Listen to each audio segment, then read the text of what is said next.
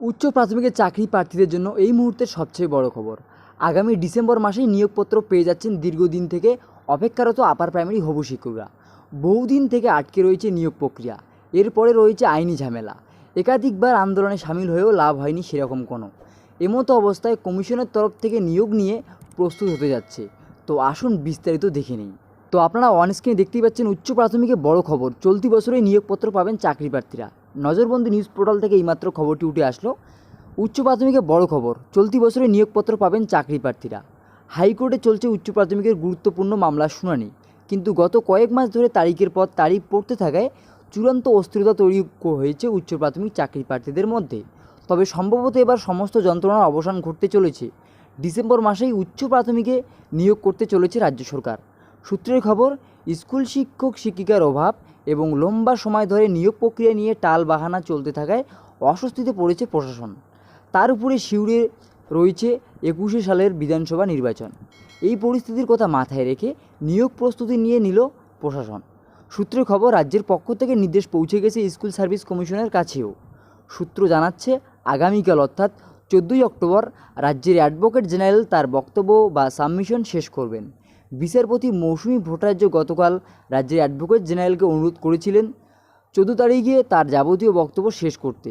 পাশাপাশি 12ই অক্টোবর দেওয়া অর্ডার কপিতে বিচারপতি পিটিশনারদের বক্তব্য শেষ করতে বলেছেন 16ই অক্টোবর। পুজোর ছুটির আগে 21 তারিখেই সম্ভবত রায় দেবে কলকাতা হাইকোর্ট। আগামীকাল শুনানি শুরু হওয়ার কথা সকাল 11টায়।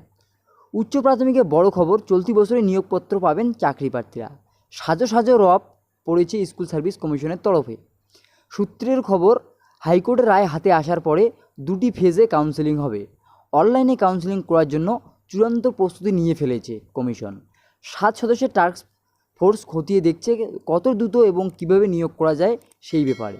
অনলাইনে কাউন্সেলিংয়ের পাশাপাশি ভার্চুয়াল মাধ্যমেই কিভাবে নিয়োগপত্র দেওয়া যায় তা খতিয়ে দেখছে টাস্ক ফোর্স। সূত্রের খবর, 2020 সালের ডিসেম্বর মাসে প্রথম দফায় 8,000 জনকে নিয়োগপত্র দেওয়া হতে পারে। তারপর 2 মাস পরে আরও প্রায় 6,500 চাকরি প্রার্থীকে নিয়োগপত্র দেওয়া হতে পারে ফেব্রুয়ারি মাসে। যদিও সূত্র জানাচ্ছে সবকিছু নির্ভর করছে রাজ্যের কোষাগারের উপর। অর্থমন্ত্রক প্রাথমিকভাবে কতজনকে নিয়োগের অনুমোদন দেয় তার উপর নির্ভর করছে। মোট 14,339টি শূন্যপদ নিয়োগ মোট কটি ফেজে হবে।